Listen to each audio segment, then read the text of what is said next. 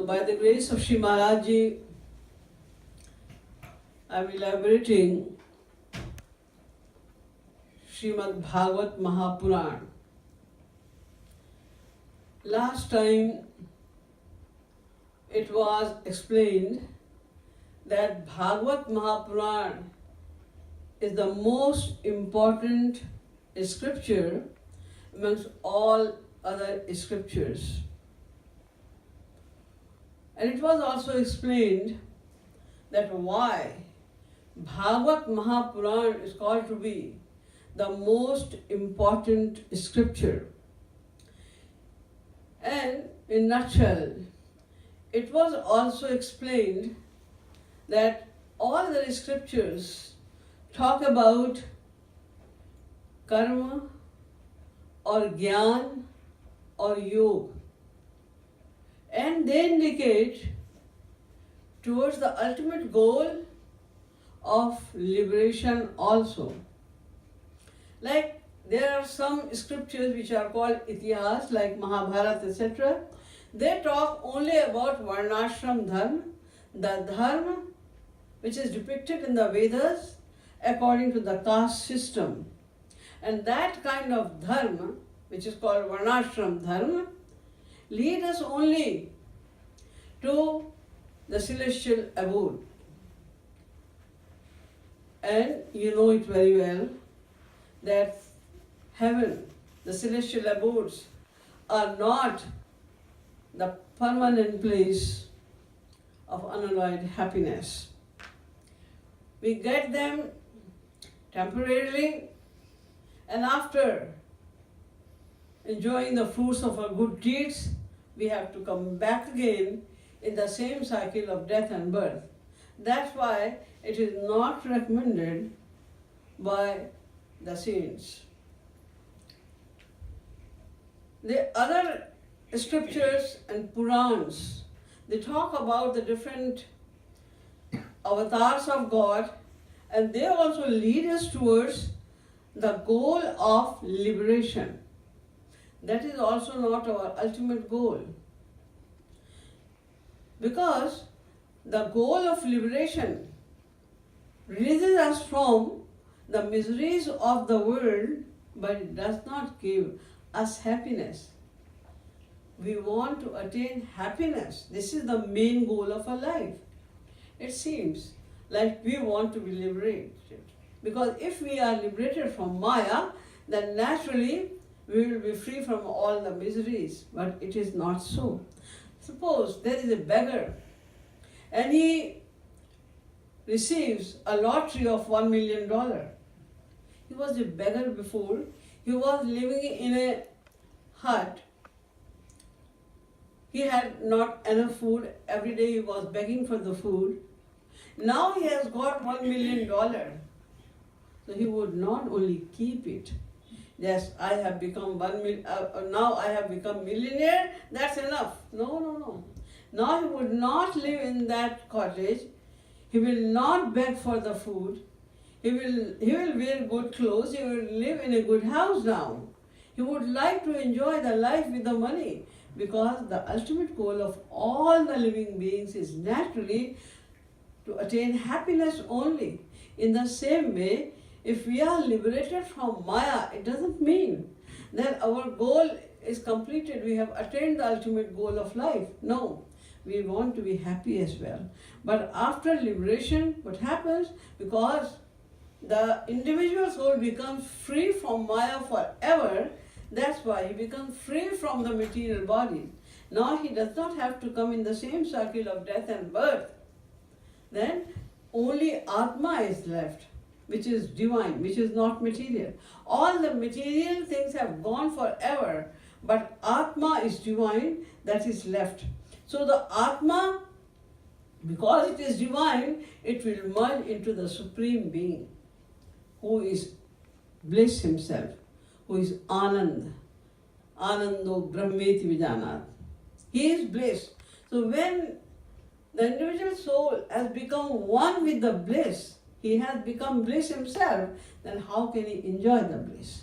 That's why the goal of liberation is not the complete goal, it's not the ultimate goal of our life. We want to attain happiness. The Bhagavad Mahapuran only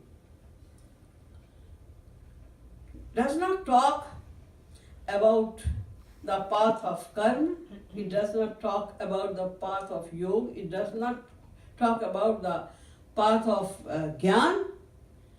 It is the scripture of pure bhakti only. In Bhagavad Granth there is nothing except purest bhakti. It depicts only bhakti. And in the very beginning, in the first shloka of Bhagavad Mahapuran, Vedavyasji said, Dharma prochit kaitavotru paramo nirmat saranam satam. It means this Granth is devoid of any kind of danger. And amongst all the dangers, the desire of liberation is the greatest danger. Lord Shankar said in Bhagavat, Svarga pavargesh narkeshvapi tulyarth darshinah. Either you go to Swarg, heaven, you go to Narak, hell, or you attain liberation, same thing. Just imagine. He's saying all of them are same thing, because if you are going to Narak, you are not going to attain happiness. And you are not losing anything as well. Because whatever sins we committed in this life and in past lives, we undergo the fruits of those sins. So we are getting free from some sins, from the fruits of some sins. So we are achieving something, we are not losing anything. And when you go to Swarg, you lose the fruits of all your good deeds. So you are losing there. So in Narak also you are losing because you are not attaining happiness. In Swarg also you are not attaining happiness. You are losing over there also. And if you attain moksha, that is the greatest kaitav, that is the greatest danger, because after attaining liberation, we lose the chance forever to do bhakti, to attain happiness. Because now the Atma merges into Paramatma forever. So, because it cannot come now again, it cannot become a human being again, that's why he will lose his chance to attain bliss forever. That's why moksha is called to be the greatest danger. That's why Vedavyasji said that this is the scripture, it is a fruit. Nigama kalpataram galitam phalam shukmukhadamritat drava sanyutam muhuraho rasika bhuvi bhavuka pibat bhagavatam ras malayam. He's saying it is a fruit. It's such kind of fruit, there is nothing except juice. So he's saying this is a fruit, galitam. It is, this fruit came from nigam kalp taror galitam phalam. It came from the tree of the Vedas. But he is instructing, O Rasiks, O Bhavuk people, Pivat, this is a fruit and you drink it. Fruit cannot be drank. It is not the thing to drink. One can eat the fruit, or one can drink the juice of the fruit, but fruit itself cannot be drank. It's not possible. It is something to eat. But he says no. This fruit has no skin, any avaran. That all the fruits have a skin, which is a kind of pot, that is avaran. But in bhakti, there is no avaran, there is no veil, there is no skin of karma or jnana. Any rule of karma, any rule of jnana is not applied on bhakti. Bhakti swatantra sakal sukha khan. It is swatantra. It is completely independent. You just love God, that's all. There is no other rule for bhakti. So he is saying that you can drink it. Why? Because there is no avaran, there is no cover on this. And there is no pulp also. There is no pulp of yoga, etc. And there is no seed also, which is moksha. It is free from all these things. Be free from all these things. Take out the desires of all these things completely from your mind and then come to have the nectar of Bhagavat. Nectar of Bhava. There is nothing except the nectar. So it is like the juice, and because there is nothing except bhakti. Actually, Vedavyasji Maharaj wrote many other scriptures, and the most important scripture among all of them is called Vedant. The Vedas are the eternal Granth, and Vedavyasji divided the Vedas into 4 to make it easier. But still, the Sanskrit of the Vedas are very difficult. They were also not feasible for the common people. That's why, again, he wrote the matter of the Vedas in Vedant, which is also called Brahma Sutra. That is the most important Granth. But still, when Lord Krishna went from here and the Kali Yuga appeared, after that, the grasping power of the people was going lower. Then he thought to write the Purans. He wrote Puran as well. But still he was not happy. One day he was sad that Naraji came over there. And what happened? You are such a great scholar. You have written so many scriptures. Why are you not happy? Then I know. I have done so much work for the public, for the help, to help the public, but still I am not happy. Then Naraji said, you know why you are not happy? Because you wrote a lot about knowledge. You wrote a lot about karma. You wrote a lot about varnashram dharma, but you didn't write anything about bhakti. So you have to write something on bhakti. But for that, you have to do bhakti first. You do bhakti first, attain bhakti, and then you write. Only then you can write it correctly. So, then Brahmaji, apashyat purvam mayam cha yadhaitukam. First of all, he had the darshan of Sri Krishna. And then he gone through the Maya also, he saw the Maya also, he understood that Maya as well. After that, he wrote Bhagavad. And then he wrote only about bhakti. So this scripture, because there is ras only, it is full of ras. If you are practicing devotion and you're not having ras in that, sometimes you feel that I am seeing Shyam Sundar. Shyam Sundar is here. I am touching him.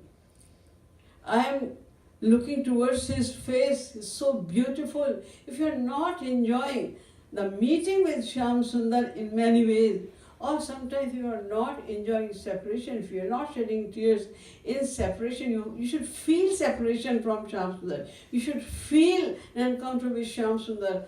Then you are doing devotion. That is called devotion. If we are just singing bhajan and our mind is going everywhere in the world, that is not devotion. So Bhagavad is teaching us that what is devotion through the devotees, through the pastimes of Sri Krishna and the pastimes of many other devotees, Bhagavad teaches us what is devotion. So Bhagavad is a very, very important granth.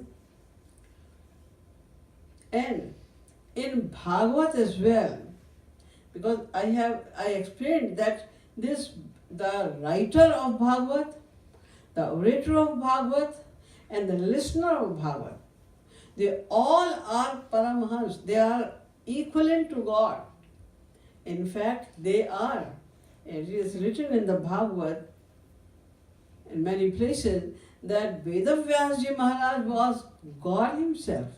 His name is written in the list of 24 chief avatars.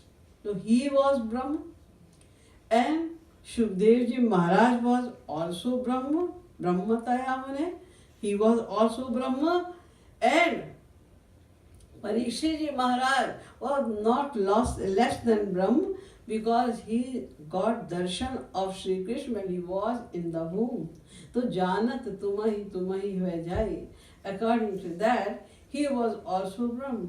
So because everyone is Brahma, the writer Vedavyasji is Brahma, he is also a very high personality, he was a great Paramahansa.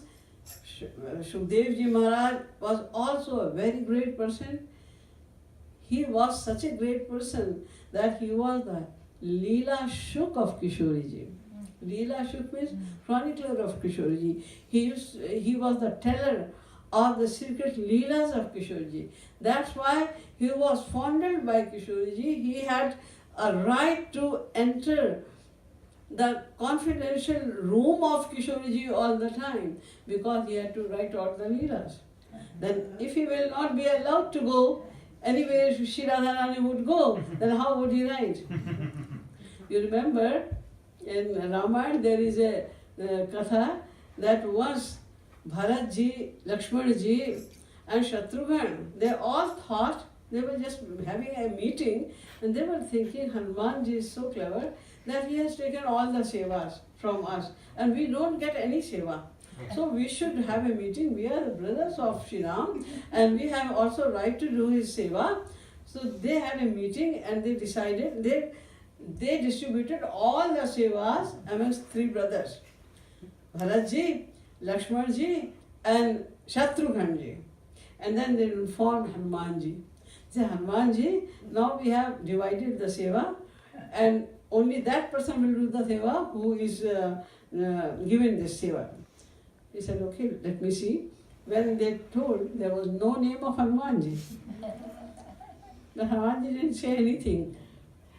And Bharatji said, Hanumanji, now if any seva is left, you can do that because they have already written all the sevas. That's why very confidently, Bharatji said, Hanumanji, is there any seva left? You can choose. He said, okay, I will snap when he will yawn. Okay? They said, okay. Because he will, Ramchandji, hardly he yawns. So whenever he will yawn, only then he will come. I said, okay, that's okay. Now, he was going everywhere with Sri Ramchandji. So Bharatji said, why are you all the time you are there? They said, because I have to snap. Who knows when he will yawn. Then they were very much worried. And then when Ramchandji was going in the bedroom, he started going with him in the bedroom as well. Then Bharatji said, where are you going? Sitaji said, where are you coming?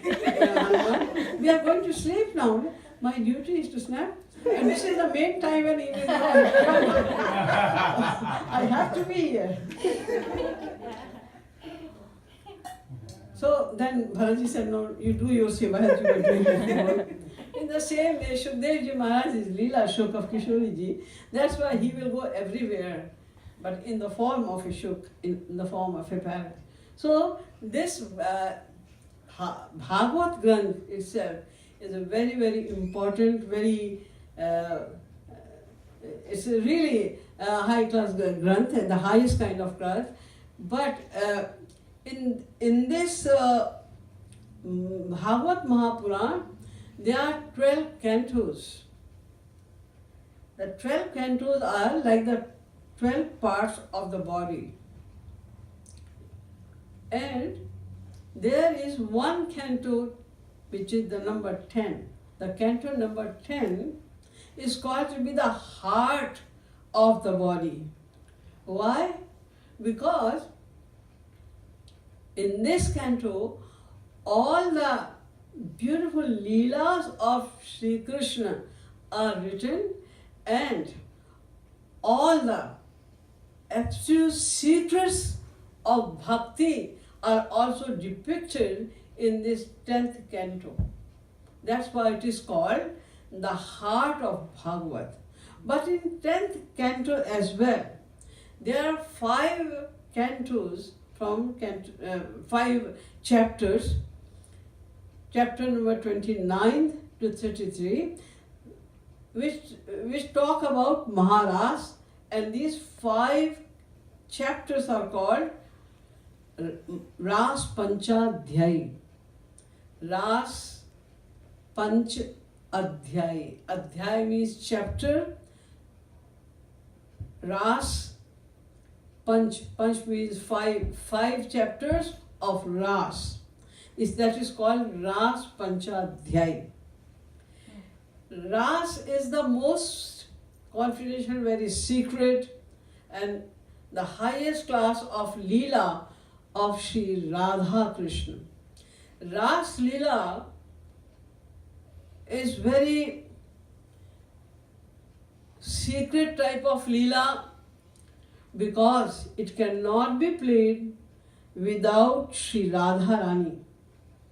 When Sri Radha and Krishna both dance together along with the gopis, and the nectar of love which rains, then it is called Ras. Rasayate iti rasa. Where the nectar of bliss, the love bliss is raining, that is called Ras.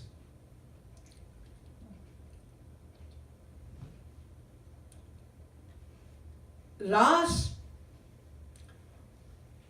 in Ras, the gopis only, they can come. The other devotees who live in Braj as well, they are also nishkam, selfless, but they cannot enter. Why? Because the Ras is such kind of pastime of Sri Radha Krishna, where the highest bliss could be attained. One name of Brahma, God, is Ras. Raso Vaisaha. Ras means Sri Krishna. Raso Vaisaha. So when Ras word is connected to Sri Krishna only,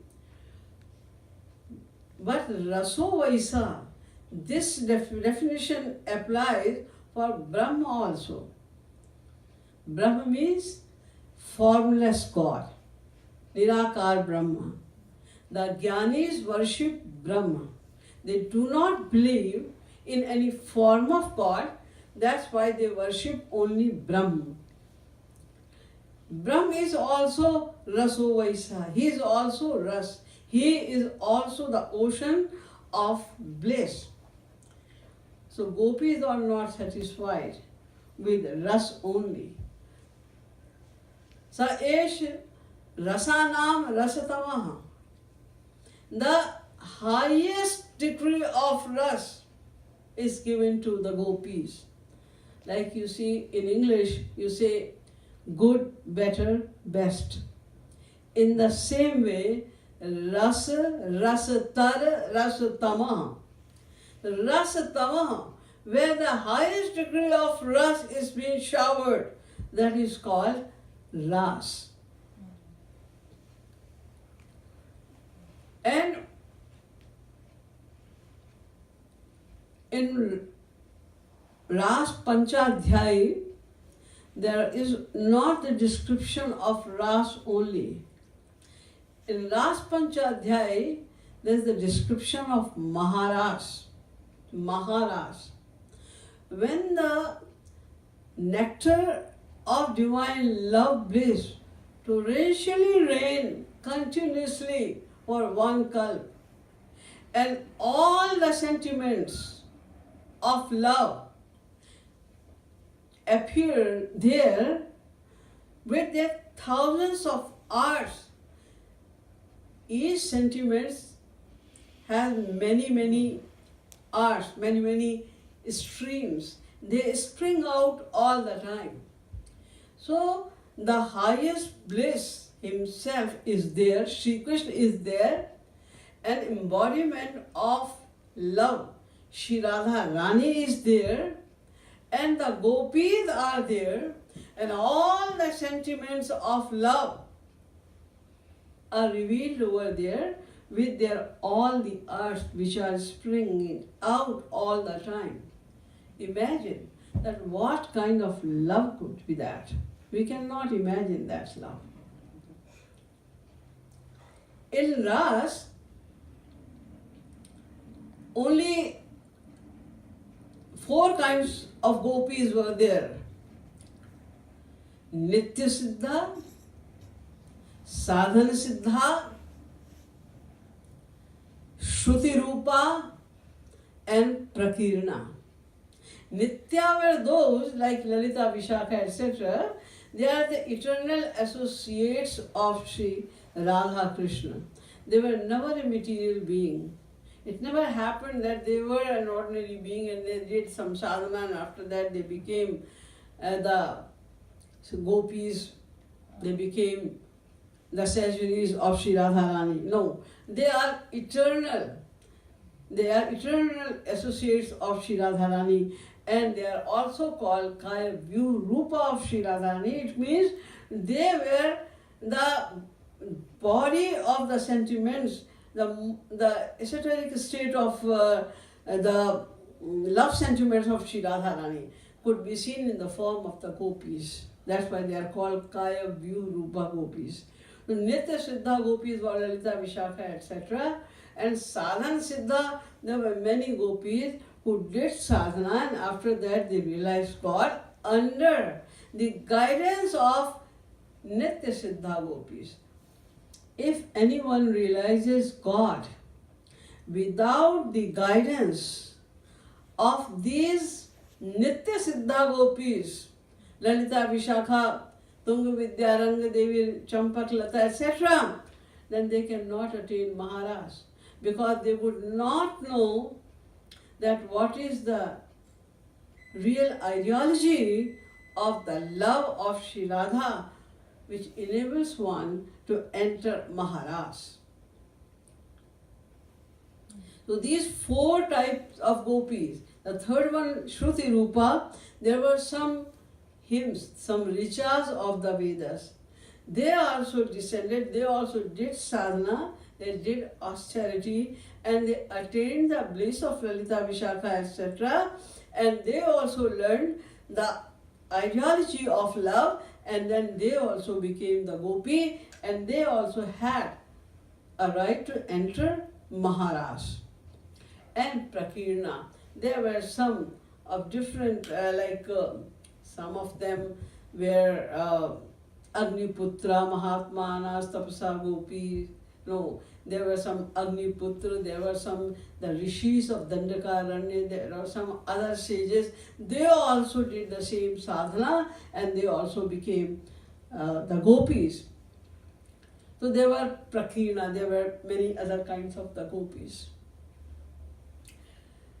The main quality, the main qualification, which could be, you can say, the visa to enter Maharaj area. That is 2 things, there are 2 qualities. If you have those 2 certificates, then you can enter Maharaj. Number 1,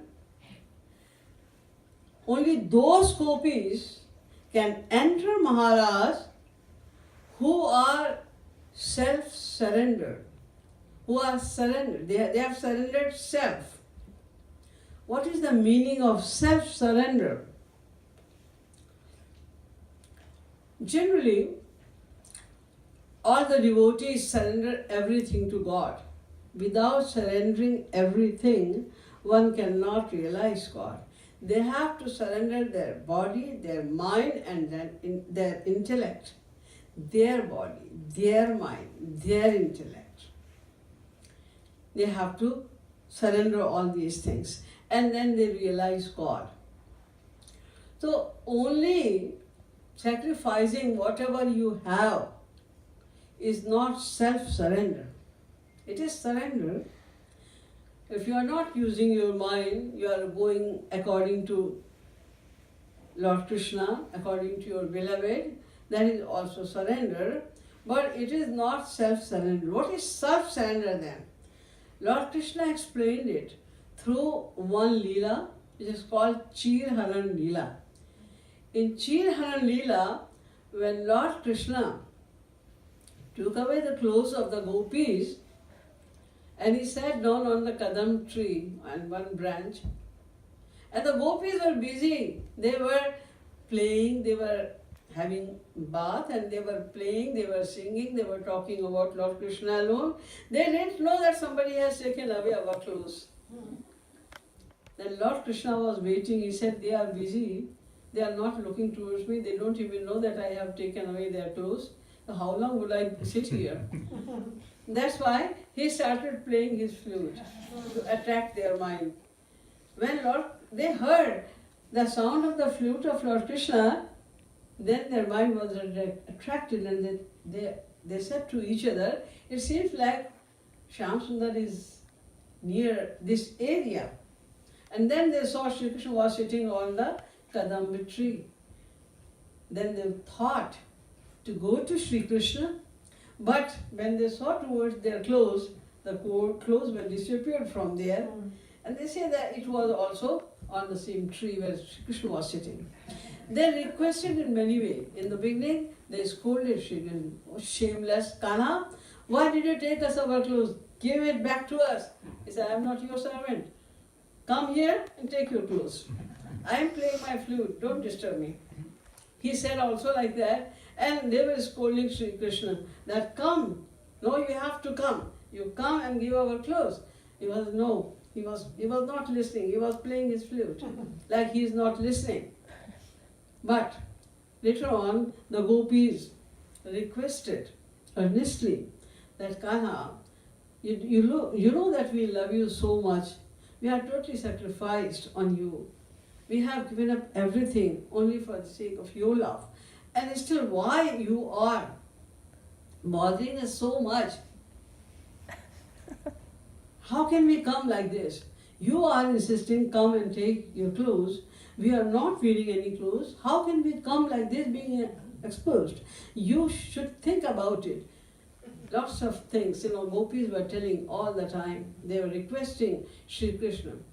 After that, Sri Krishna said, yes, I know, gopis, I know that you love me a lot. I know that you have sacrificed everything for me. You don't care about the laws of the Vedas. You don't care for the decorums of your family or the clan or the society. You don't care what the people are talking about you. You have no concern about your reputation, etc. You are so much dedicated to me, you love me so much that I am completely beholden by your love. I can't believe that somebody can love me so much. You love me so much, and I want you to give the result of your love also. But why? There is a thin curtain between you and me, because you say that you surrendered yourself to me, and you do. You think that you have completely surrendered yourself to me, but you surrendered everything. I know that. You have no concern of anything at all. You are completely surrendered, but even then, you are not surrendered yourself. You have to surrender yourself also. Self is there. You surrendered everything except yourself. You have to surrender yourself also. You love me. I know that. And I want to give you the result of that. But how can I do that? If there is a little attachment anywhere, suppose there is a bird, and it is, it is bound with some very, very thin kind of thread. She wants to fly, but she can't, because she has to break that thread also, only then she can. Although it is very weak, very thin, but she doesn't want to break it.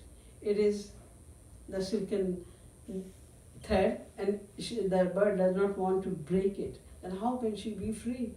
In the same way, you have sacrificed everything, and I removed your Maya long time ago. Your Maya is gone long time ago. I removed the curtain of Maya, but still you are infatuated with the curtain. Maya has gone. Why are you infatuated with the curtain? You just remove this thin curtain as well.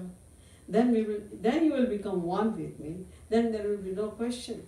If you are surrendered completely, then who is thinking I? How can I come out?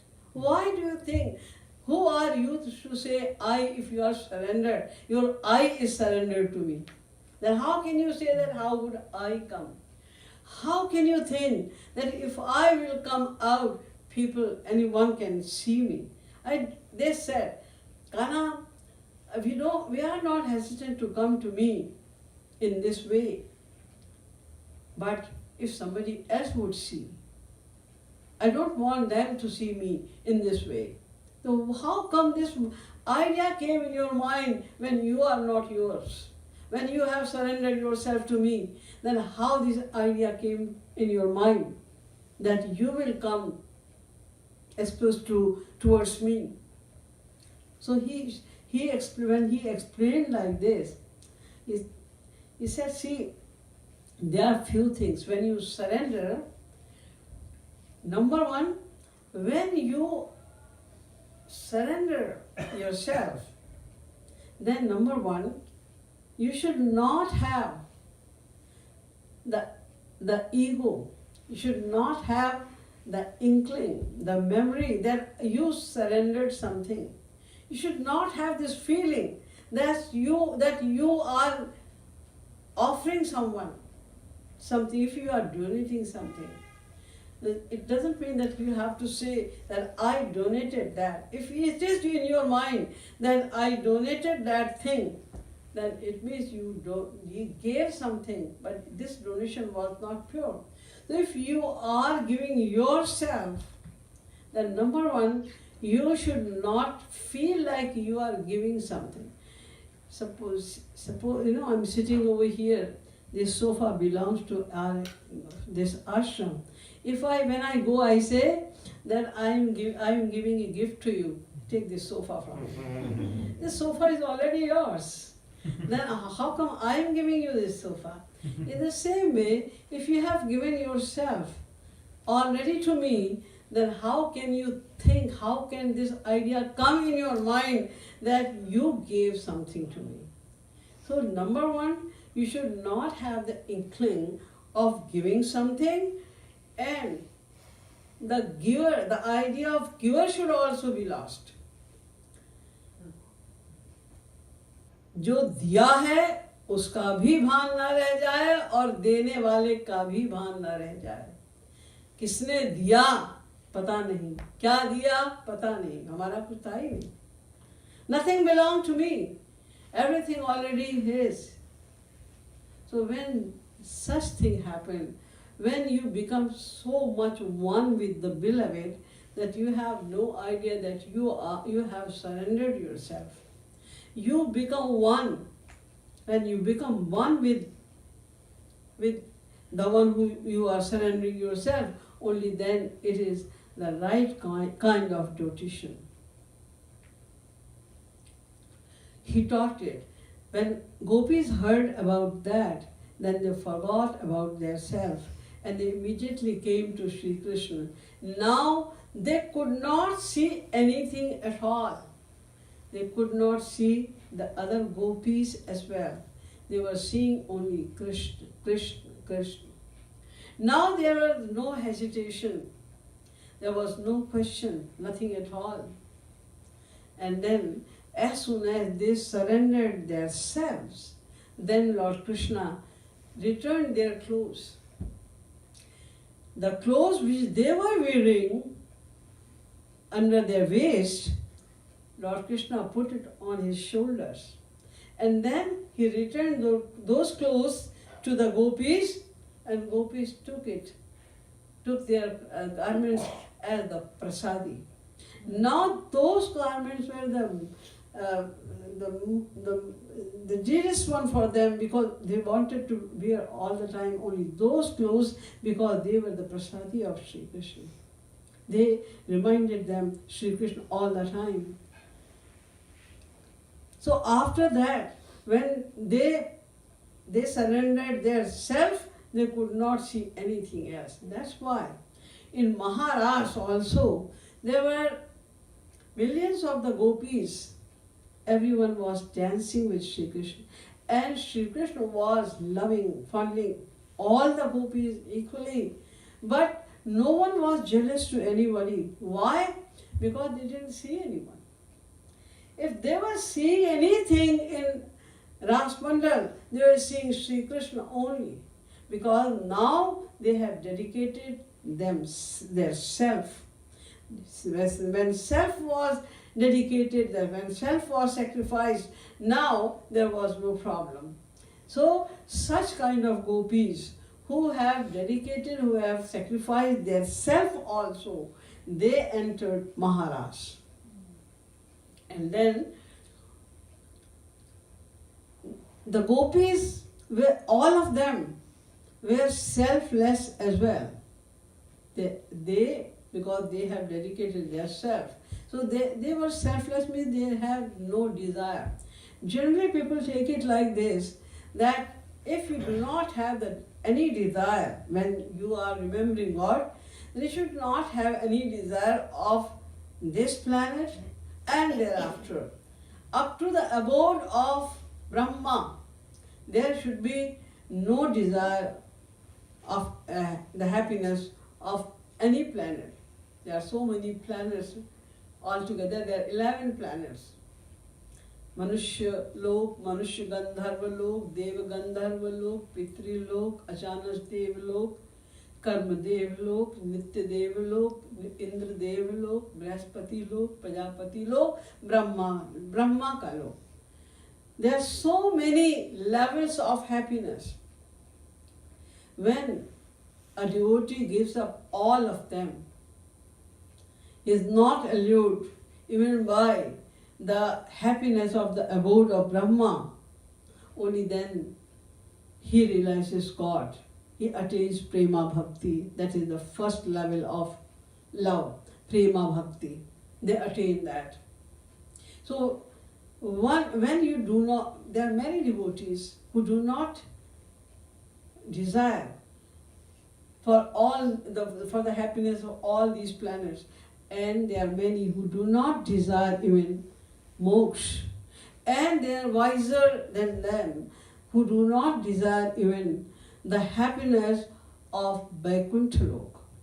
Now the real happiness, the happiness of love, starts from Dasya Bhav. Dasya Bhav, Sakhya Bhav, Vasalya Bhav, Madhurya Bhav.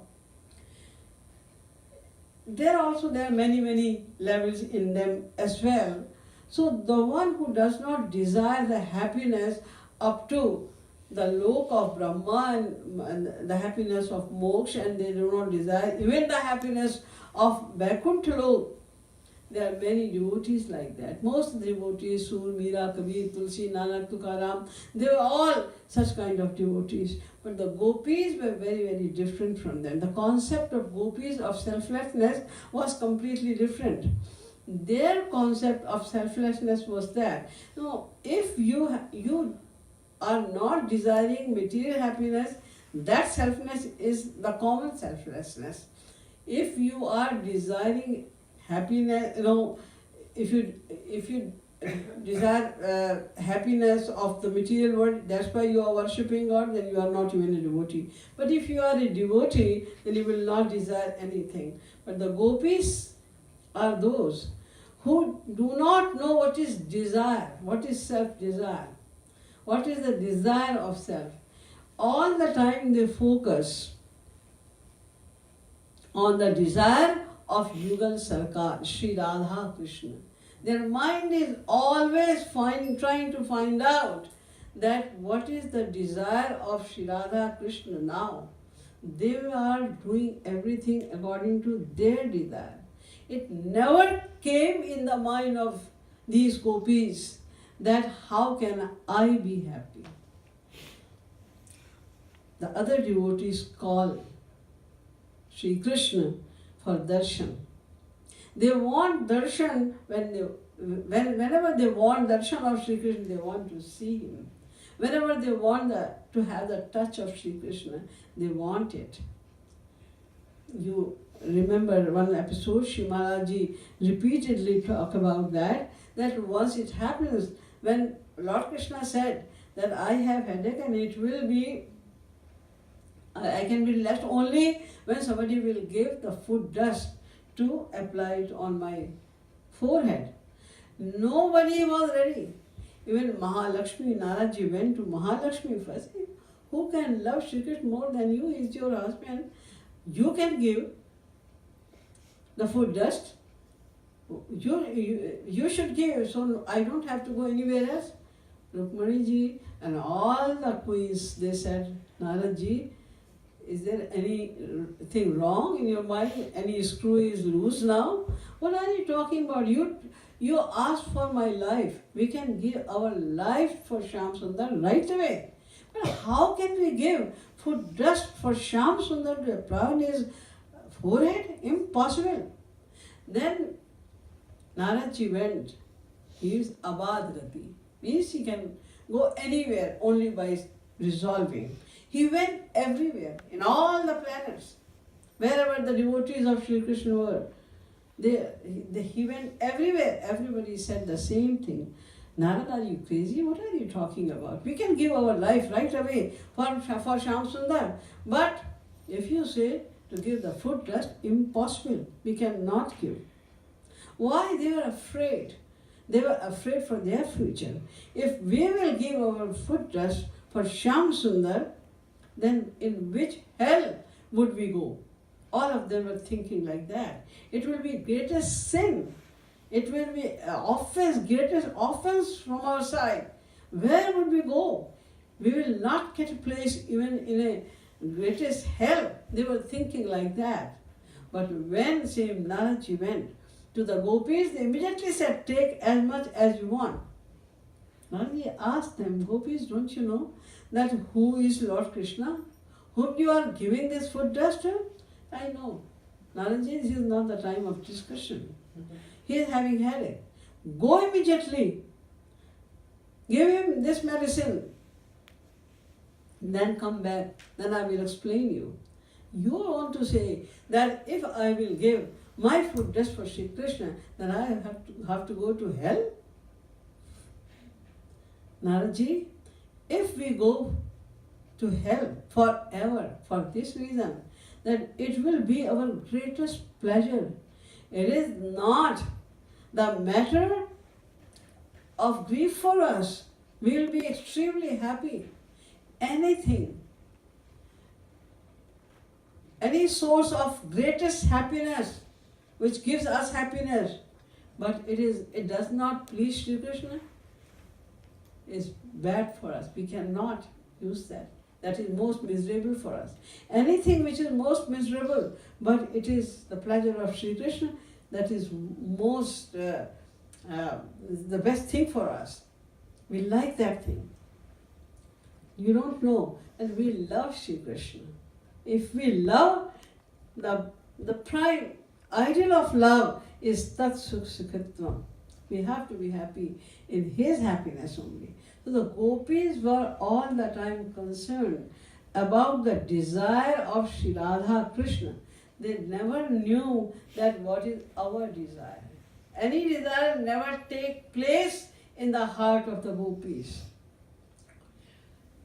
The gopis were the exclusive devotees.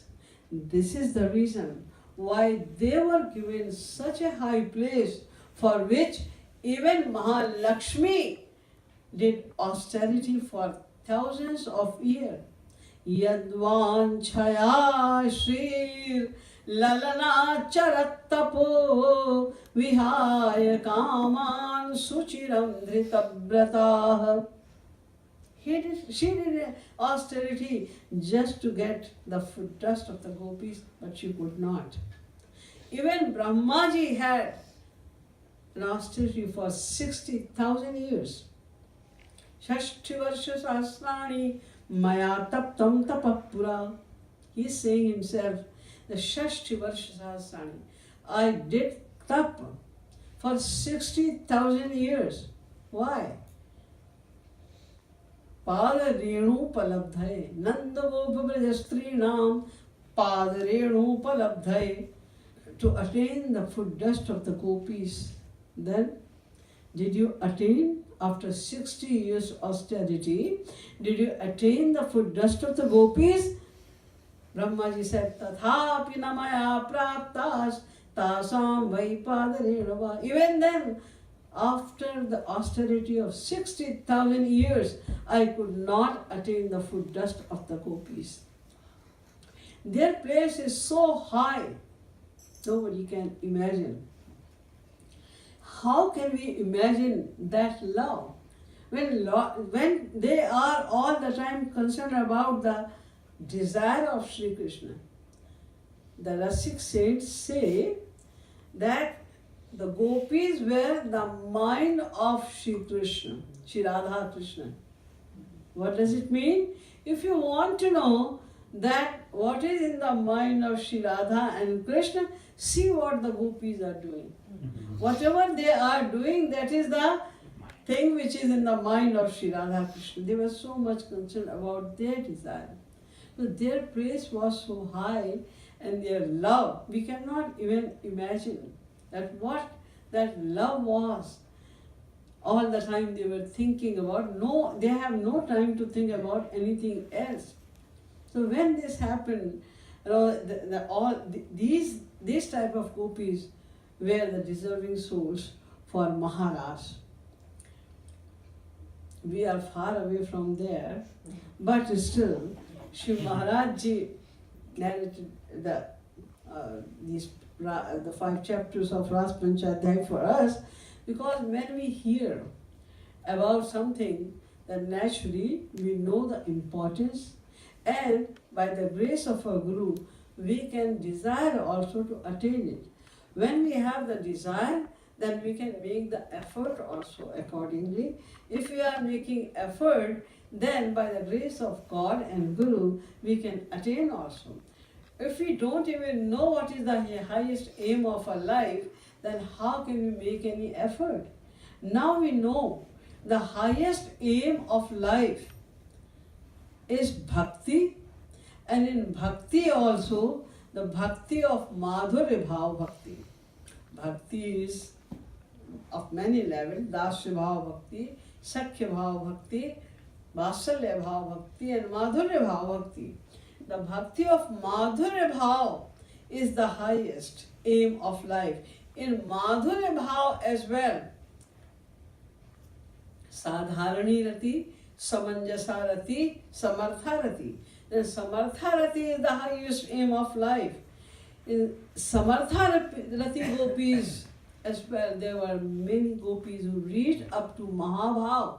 In Mahabhav also, there is another step of Rudha Mahabhav. The gopis went up to Rudha Mahabhav. Then we have to reach up to that state, the state of the gopis. That's why Shri Maharaj Ji always teach us, Gopi prem ki bhiksha dije, kaise mohi apno kari dije.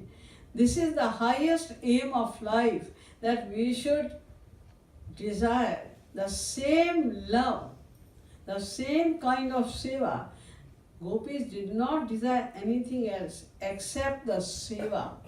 Seva of Sri Krishna, seva of their beloved. That's all. We also want to realize God. Why? So that we can attain prem, love. Why should we attain love? So that we can serve our beloved. We should serve. We should not have the desire of our own happiness. Many people ask this question, that we are practicing devotion in order to realize God. If we don't have any desire to attain our own happiness, then what is the purpose of realization of God?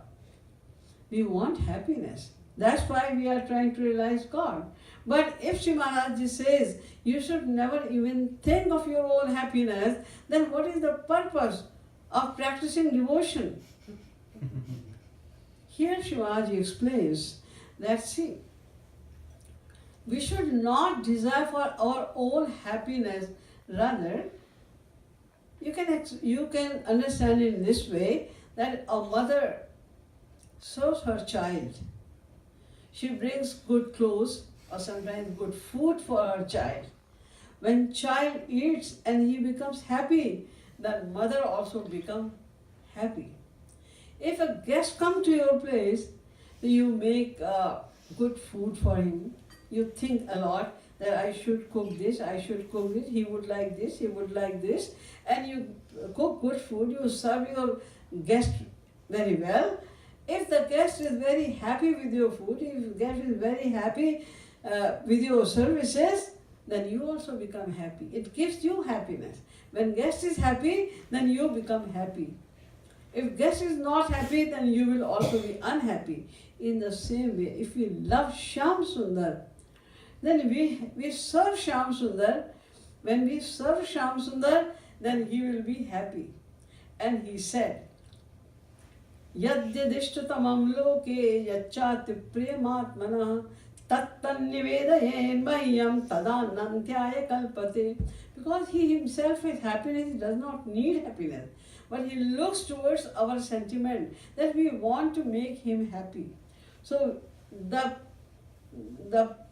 percentage a devotee wants to make Shyam Sundar happy, he knows that there is so much intensity in this feeling that this devotee wants to make me happy. So he becomes happy for the pleasure of his devotee. He becomes happy and then he multiplies it. Whatever we offer to God, that is not divine, that is material. Like we offer food to God, that is material. Our bhavana is material. Everything is material. But when we have this bhavana that Lord Krishna will be happy with this food and we offer with this feeling, then Lord Krishna really becomes happy and then he multiplies it.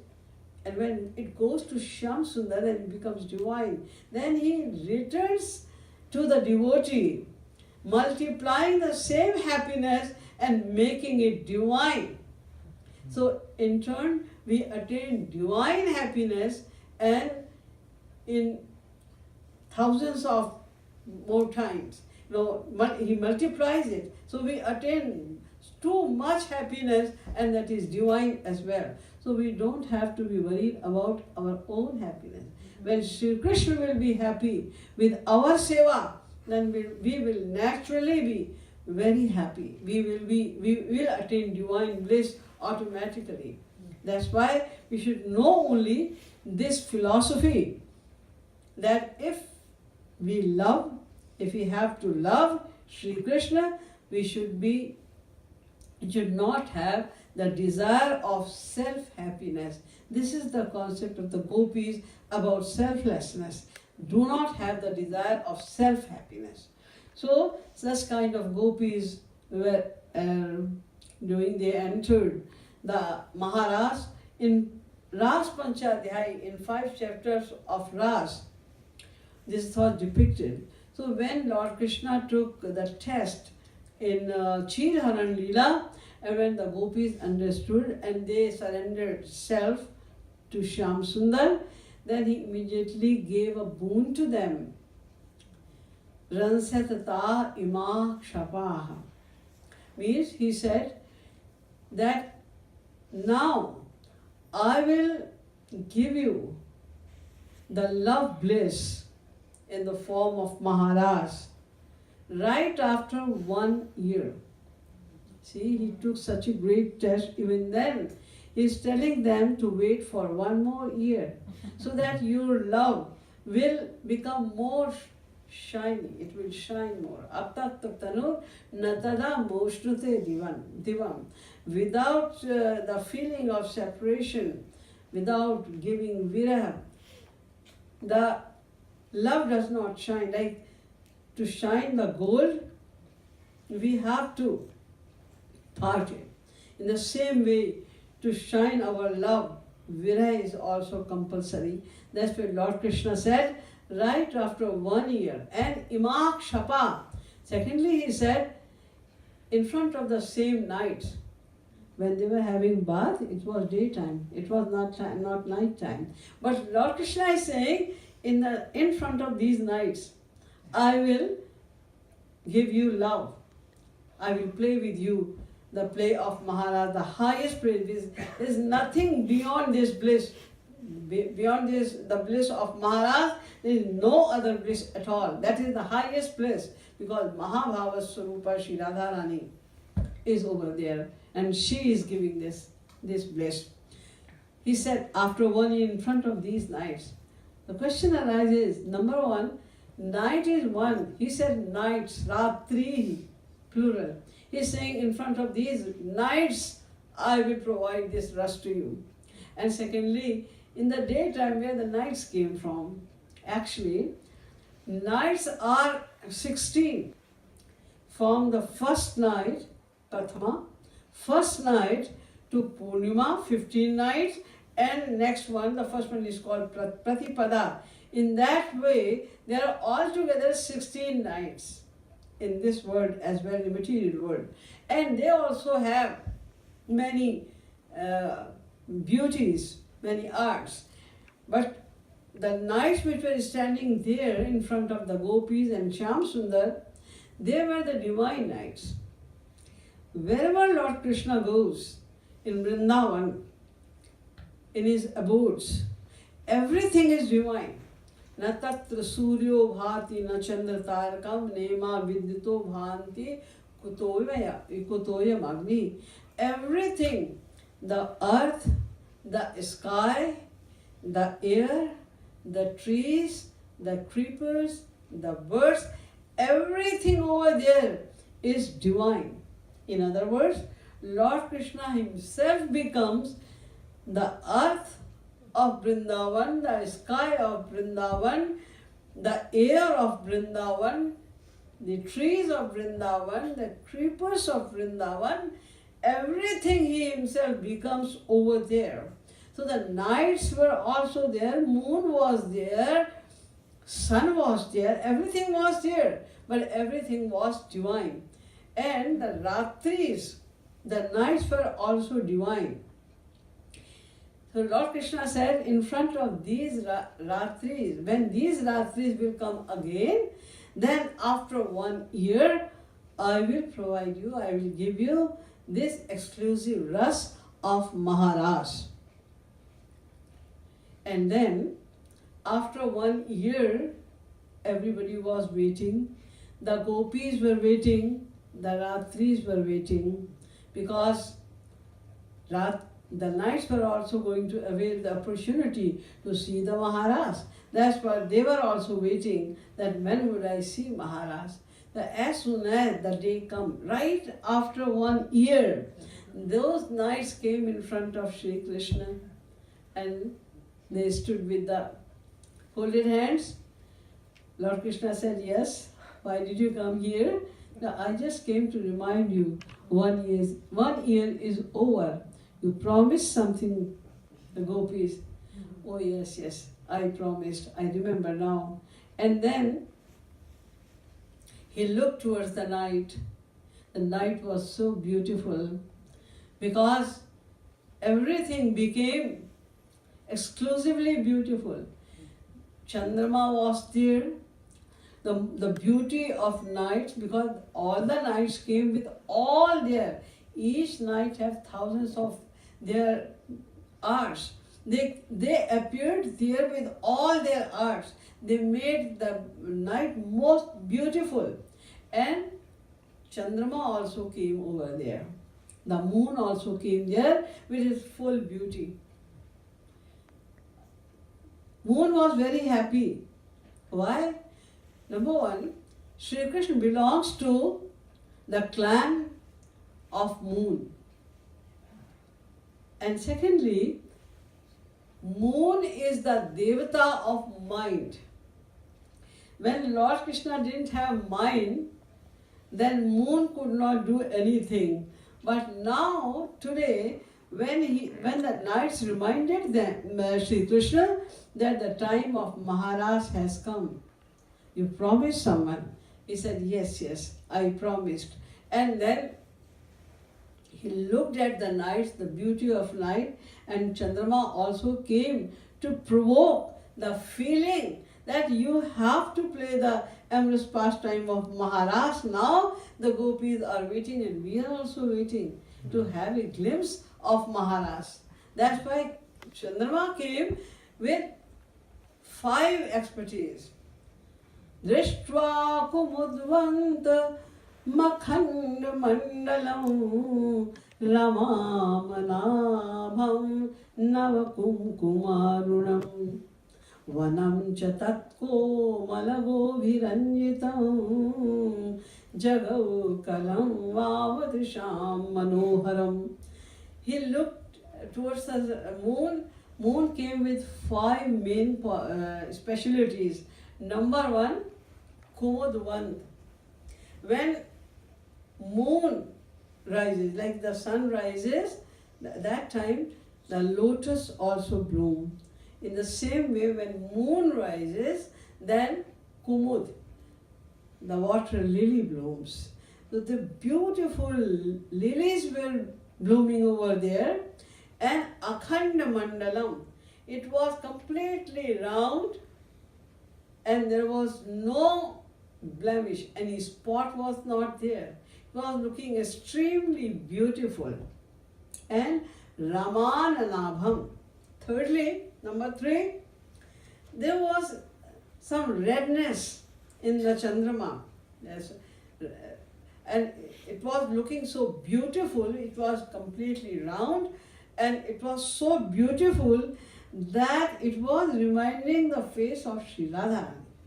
Lord Krishna looked towards the beauty of the Chandrama and it immediately reminded the face of Shree Radharani. So he was very happy. He was seeing Chandrama unblinkingly and he was thinking he was seeing the face of Shree Radharani. So Ramananabham and Navakumkumarunam. When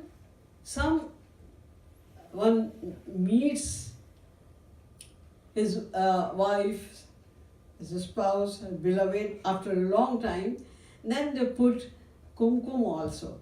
So the moon was spreading the red light all over in the sky. That's why it was looking like that it is the kumkum on the forehead of Sri Radharani. And Vanam Chatat Komal Goviranjitam. The red light was spreading all over the jungle, all over the forest where Sri Krishna was there. And he was ready to have the Maharaj. So the whole forest was looking so beautiful because Mahalakshmi was also decorating the earth. Mahalakshmi created the flowers of all the 6 seasons. The flowers of winter, the flowers of the summer, the flowers of autumn. Every type of flowers were there and each and every leaf was shining like anything. The leaves were shining, the leaves of the trees, the leaves, the creepers, the leaves, the plants, they were shining And on top of that, when the red light of Chandrama, the red light of moon was also falling on them, then it was looking extremely beautiful. The earth was looking so beautiful because everywhere there was the grass and it was looking very fresh and the grass was standing straight. So everything was looking extremely beautiful. So Chandrama, the moon came with these 5 kind of specialities over there, and as soon as Lord Krishna saw, Viksh means he looked towards that, and then he Manas Chakre, he made up his mind. He made up his mind. It means he had no mind before, because Aprano Hyamana Shubhro Yakcharat Paratap Para. The Vedas say Brahma does not have any mind. This is the also speciality of God, that He is the abode of all contradictory attributes. Like Apani Pado Javano Grahita Pashyati Chakshu Sachinotya Karna Saveti Veta Nachasasyati Veta. The Vedas are saying Apani Pado means he has no legs and no hands. Binu pag chalai sunai binu kana kar binu karma karai vidhinana आनन रहित सकल रस भोगी बिनुवाणी वक्तावर जोगी. He has no legs, but he can take the round of the entire universe within no times. He has no hands, but he can pick up anything from anywhere in the world just like this. He has no eyes, but he can see the entire world all the time. Entire world all the time. No, it is not that whenever he wants to see anything he can see. See, we are sitting in this room. Our approach is in the entire room, but even then if we want to see everything at a time, we cannot do that. We have to see the things one by one.